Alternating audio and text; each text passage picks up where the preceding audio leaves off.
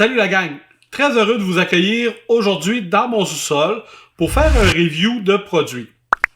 Ça fait déjà un petit bout de temps que j'en avais pas fait, ça me manquait, mais je voulais quand même essayer comme faut ce gun case-là avant de vous le présenter. Donc, c'est le Cobra Gun Case 43 pouces de la compagnie Fieldline Tactical. Je vous présente rapidement le déballage, qu'est-ce que ça a donné, et après ça, je vais vous parler du gun case en tant que tel. C'est parti!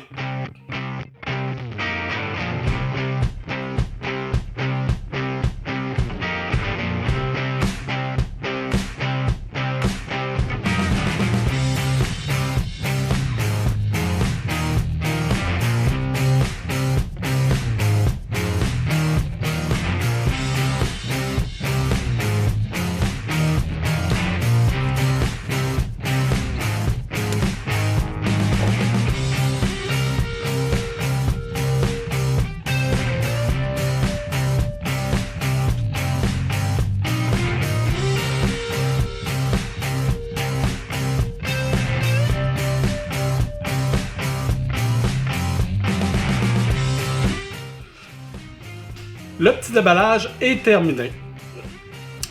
Comme je vous le disais, ça c'est un sac de transport pour les armes que j'ai quand même depuis peut-être 7 à 8 mois que je l'utilise. Donc surprenez-vous pas si on le tourne, s'il y a quelques écorchures, s'il est un petit peu sale, là, je sais qu'il y a un petit peu de poussière à l'arrière. C'est un coffre qui a quand même bien gagné sa vie depuis que je l'ai. Je le prends, je le tire dans le camion, je le sors du camion, je le mets à terre pour pouvoir enlever mon arme. Donc c'est un coffre, j'ai pas vraiment fait attention. On va commencer par l'arrière du sac. Comme vous pouvez le voir, là, ici il y a deux bons anneaux. C'est pour pouvoir accrocher la strap qui est fournie avec le coffre, avec une protection pour l'épaule ici, qui est amovible, donc vous pouvez l'enlever. Et qui est paddé, donc une certaine épaisseur. Moi, ce truc-là, c'est quelque chose que je me sers pas. C'est pour ça que vous voyez qu'il n'est pas installé sur le sac. Donc, je le laisse à l'intérieur du sac ailleurs. C'est pas un truc que je me sers. Les anneaux, ça me semble quand même assez solide. Là, vous avez un anneau de chaque côté. Ça me semble solide pour pouvoir traîner le sac facilement. Ici, vous avez un autre anneau. Lui, ça doit être pour accrocher un set de clés ou un truc du genre. Là, c'est un anneau utilitaire, on pourrait dire. Sur le dessus du sac, vous avez ici la strap de transport que je me sers le plus souvent, avec les velcro pour pouvoir réunir les deux straps ensemble. Ça donne quand même une bonne prise pour pouvoir traîner le sac, ce qui est le fun. Parce qu'on va se le dire, là, bien souvent, on met toutes sortes de trucs là-dedans, ça devient quand même assez pesant. Vous avez aussi deux kits de straps pour venir serrer le contenu que vous avez dans votre sac. C'est facilement... c'est rapide comme système, là. On n'a pas besoin de niaiser pendant très très longtemps.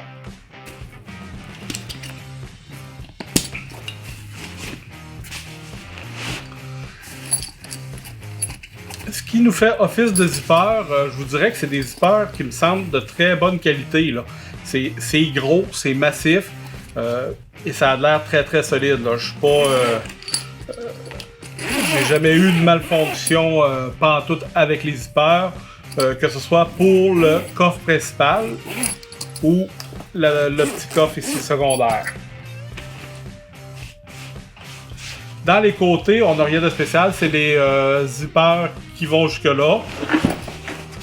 Le dessous, on n'a rien de spécial non plus. Et on tombe sur le dessus du sac. Qui lui est quand même intéressant. Donc, si on part du côté droit du sac, vous avez une section mollet pour pouvoir installer des trucs, peut-être un porte-chargeur supplémentaire ou un truc qui pourrait vous être utile. une trousse de survie, vous pourriez mettre ici. Vous avez une mini pochette là, pour pouvoir mettre des trucs, des cartes peut-être. Moi, je m'en sers pour mettre un petit chiffon pour nettoyer mon télescope. Et on peut rentrer une main facilement dans la poche. Là. Ben, facilement, oui puis non, à cause de la grosseur, mais à l'intérieur, on a quand même pas mal de place. Juste à côté, vous avez une poche. Deux systèmes en réalité, 3 systèmes de fermeture. Donc, on a le système à cliquet en plastique normal, clic. On a un système de velcro. Et comme troisième système, on a un système ici pour pouvoir serrer là, avec un élastique pour être sûr qu'on n'a rien qui tombe. Donc, vous avez 3 trucs pour retenir votre gear à l'intérieur. Donc, il n'y a aucune raison pourquoi vous pourriez perdre des choses. Dans la poche, je mets les chargeurs que j'ai pour mon arme. Je mets aussi mon cache soleil pour mon télescope. Et j'ai un autre foulard là, pour un autre chiffon pour nettoyer mon télescope. Vous voyez, les poches sont quand même assez grosses. C'est intéressant pour mettre beaucoup de stock. Et à l'intérieur, la poche est séparée en deux par un petit truc en nylon. Là, je vais vous le montrer. Ça peut être utile ou pas, vous verrez. Peut-être utile pour placer vos affaires aux bons endroits. La poche du centre, qui est un peu plus grosse que les deux petites poches de côté, elle s'attache avec 2 fixations. Ben, 3 pareil comme les autres, mais 2 en plastique. 2 velcro. Et vous avez aussi comment on appelle ça? L'élastique de retenue. Quand même assez grosse pour pouvoir mettre une balle de munitions pour votre arme. Ou plusieurs boîtes de cartouches ou un kit de nettoyage ou tout ce que vous penserez pouvoir mettre dedans. Là. J'ai oublié aussi de vous dire qu'en dessous, tantôt je vous ai dit qu'il n'y avait rien, c'est pas vrai.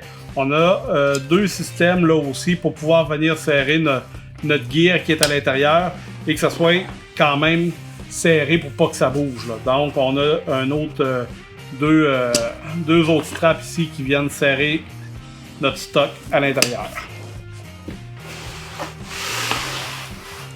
De l'autre côté, on a encore notre système Moley. On a une petite poche. Une petite poche, quand même une grosse poche. Même principe que les autres.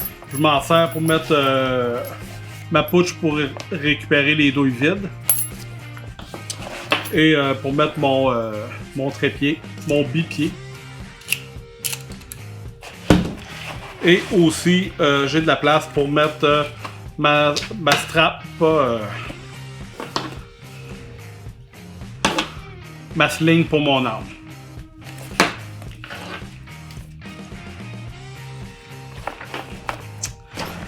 Après ça, vous avez une grande poche qui fait cette largeur-là ici.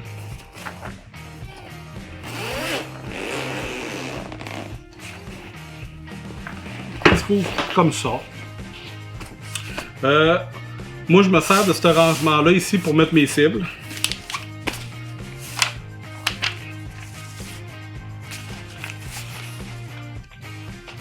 Et il y a de la place aussi ici en dessous. Comme vous voyez, là, c'est padé. Il y a quand même une bonne épaisseur pour venir mettre d'autres trucs de chaque côté.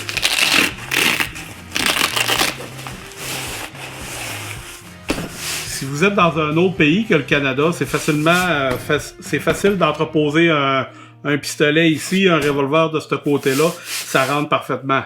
Ici au Canada, on ne peut pas s'en servir pour ça. Parce que ça nous prend une serrure de pontaise qui fait que notre arme devient épaisse comme ça, et là, ça rentrera pas. Mais juste un pistolet, là, juste pour vous montrer.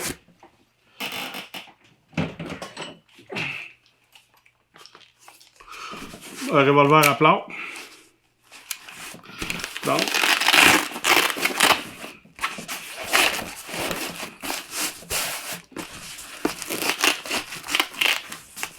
Et voilà, c'est rentré.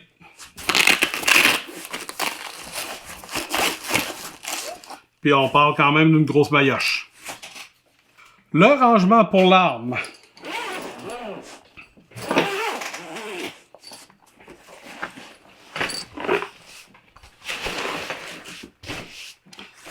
Donc, j'ai ma Ruger Wrench dans le 223 dedans. Vous voyez là que c'est quand même bien protégé de tous les côtés. Il y a une bonne épaisseur de rembourrage, que ce soit ici ou ici dans le dos. Là.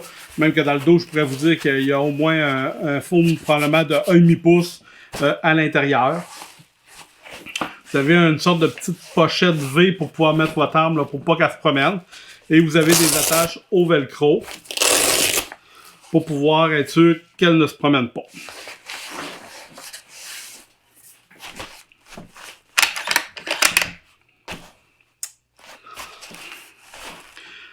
Possible de mettre 2 armes dans le sac. C'est sûr que quand il y a un télescope comme ça dessus, ça donne quand même une bonne hauteur. On peut pas le faire, mais avec une petite 22 ou un petit calibre 12 là, qu'on met comme ça, il y a moyen de le faire là, sans problème.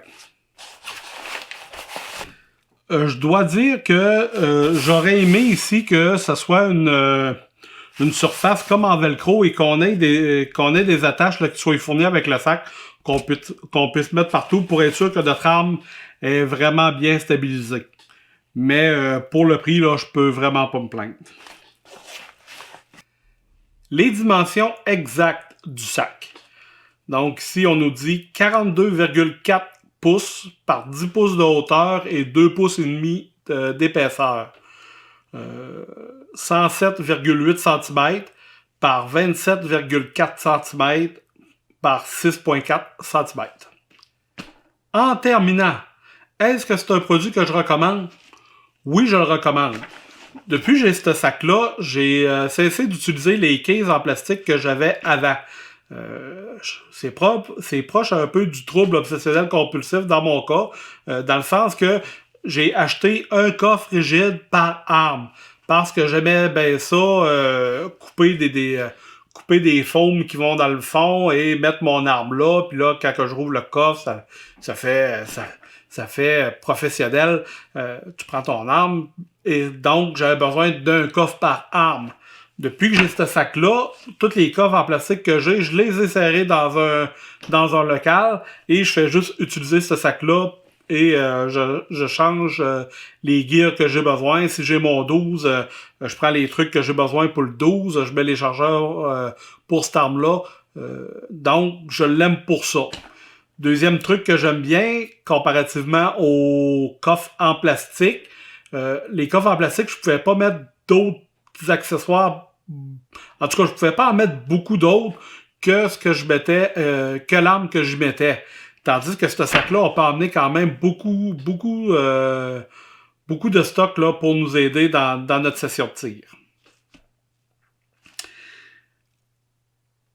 Un autre truc que j'aime bien du sac, c'est que c'est relativement pas très cher. Il est en cours à 97$, je crois, sur Amazon. Je vous mets un lien juste ici en bas du vidéo pour pouvoir le commander direct. Donc, c'est livré chez vous pour une centaine de dollars avec les taxes, ce qui en fait un coffre quand même d'une très bonne qualité. Je vous dis pas que c'est un coffre professionnel et que si vous devez trimballer vos armes dans un avion, d'utiliser ce coffre-là. Sauf que pour un usage normal, que la plupart d'entre nous, je pense qu'on a, un peu des gens qui vont tirer la fin de semaine, qui en font pas un métier, c'est un sac qui est amplement suffisant pour nos besoins. Sur ce, je vous dis, abonnez-vous à la chaîne, un petit pouce, un petit commentaire. Qu'est-ce que vous utilisez, vous, comme pour transporter vos armes? Je suis curieux de le savoir. Marquez-les dans les commentaires, toujours apprécié. En terminant, n'oubliez pas, on espère le mieux, mais on se prépare pour le pire. Salut la gang!